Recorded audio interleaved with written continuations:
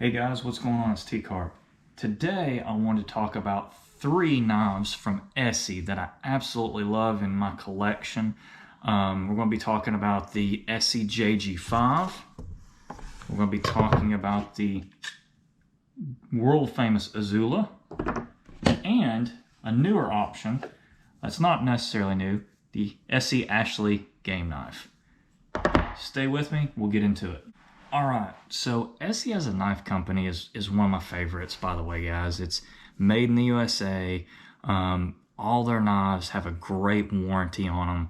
They have, if you break them, they will send you out another one. It's pretty awesome. And also, they're pretty affordable.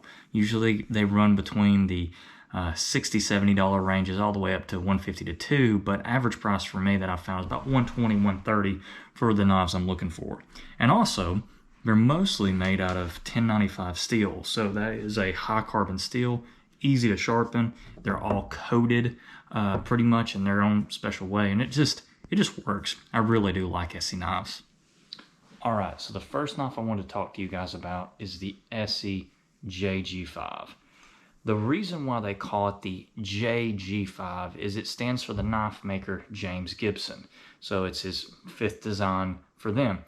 This knife is designed after a Nesmith style knife. It has an up-sweeping blade, really great tip. The tip is just very, very strong. It's right in the middle. It's designed like this so you can cut meat and you can just raise it up and it just kind of almost like unzips the hide. This is a straight blade. This isn't the serrated blades like you've seen on some survival knives. I'm not a fan of those at all. I think this is the way to go because you can sharpen it back up and you can sharpen the whole blade. And to be honest with you, you use a lot of that part of a Bushcraft knife anyway. Full tang knife, this would be an absolute great, survival knife, as in your one tool option. This would be a great one tool option. So the Esee JG5 is one of my favorites in my collection. Next is the world famous Izula. Now I have fiddle-faulted around with this thing and it's seen some wear and tear, but I do love it. This version of it has the micarta handles on it. Some of them they don't come with handles, they're just skeletonized.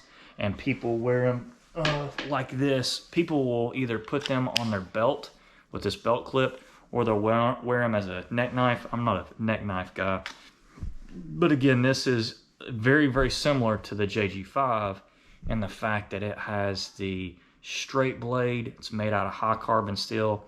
The only thing I don't like about this is the paint on it's super thick. I want to be able to scrape a ferro rod, and I just can't with this knife.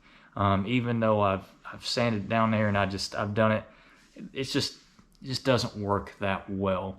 So that is actually why I don't recommend this as a survival knife or a one-tool option, because you can't strike a ferro rod with it. So a lot of people will argue with me about this, that it is a survival knife. The Izula is not, but man, it can do so much great things like carving tasks or processing fish or game or squirrels. You could cut a deer up with this. This is be no problem. And that sounds crazy to people, like, oh, you'd need a real big knife. I'm like, no, you really, really don't. So the Esee Izula, again, is one of my personal favorites. And you can see how I've kind of used it. The 1095, you'll notice it will patina a little bit. It'll rust a little bit. You just got to keep some oil on it. But this is also a great legendary knife. My third and final knife that I really like is the Ashley Emerson game knife, or the Esee Ashley game knife, or AGK as they might like to call it. But this knife is just a great knife to butcher animals with. I have butchered 4 or 5 deer with this. It absolutely just kicks butt. Love the thing. Absolutely love this knife. One of the reasons why I like it is got really nice long handles.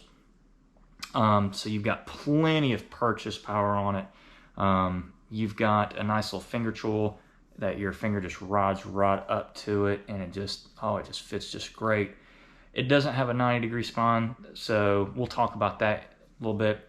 Again, it's full straight blade, full tang. You do not, when you're crafting meat, you do not want a knife that is serrated. That's not what you want in a knife.